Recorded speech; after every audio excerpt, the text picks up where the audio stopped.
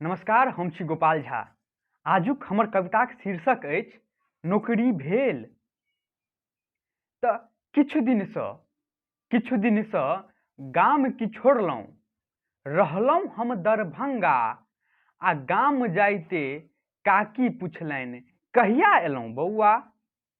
पुछलनि की करै छी, पुछलनि की करै छी, कोना रहै छी। हम सब बात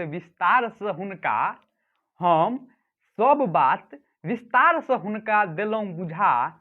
आ हम ई नहीं जनलहुँ जे जहिया गाम जायब इएह गप पुछती। तैयारी के की भेल, नौकरी भेल। 10 दिन गाम में की रही जाओ, 10 दिन गाम में की रही जाओ। पुछती कॉलेज छूटि गेल, ट्यूशन छूटि गेल। हम नहीं जनै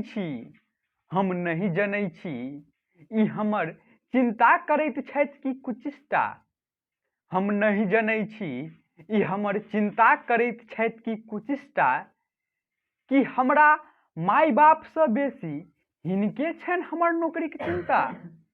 कि हमरा माय बापसँ बेसी हिनके छनि हमर नौकरीके चिंता। काकी चिंता जुनि करू, काकी चिंता जुनि करू। अहाँक सवालक जवाब हम लऽ आनब, हम नौकरी लऽ आनब। धन्यवाद। दरअसल बात ई छै जे ई कविता हम अपना इच्छासँ नहीं लिखलियै यऽ। टॉपिक हमर मित्र सब द्वारा देल गेल। जहन दुर्गा पूजा आबि गेलै और मित्र सबके फोन केलिए, दोस्त गाम अबै छी, तऽ कहलथि जे दोस्त गाम तऽ अबैके इच्छा अइ, छुट्टियो अइ, पढ़ाइयो ठीक ठाक भऽ गेल अछि, मुदा गाम जाइ छी ने तऽ अपना और अपन परिवारसँ बेसी हमर पड़ोसी आ रिश्तेदारके हमर चिंता किछु बेसी भऽ जाइ छनि। गाम किया एलो है, की करै छौ। और पता नहीं वो हमर चिंता करै छथि कि कुचिष्टा, लेकिन सबके प्रश्न एके रहै छनि। तऽ ओहि क्रममे हमरा फुरा गेल किछु जे किछु लिखल जाय ई टॉपिक पर। तऽ हम लिख देलिए नौकरी भेल कविता। जो किनको खराब लागल हुए तऽ क्षमा प्रार्थी छी।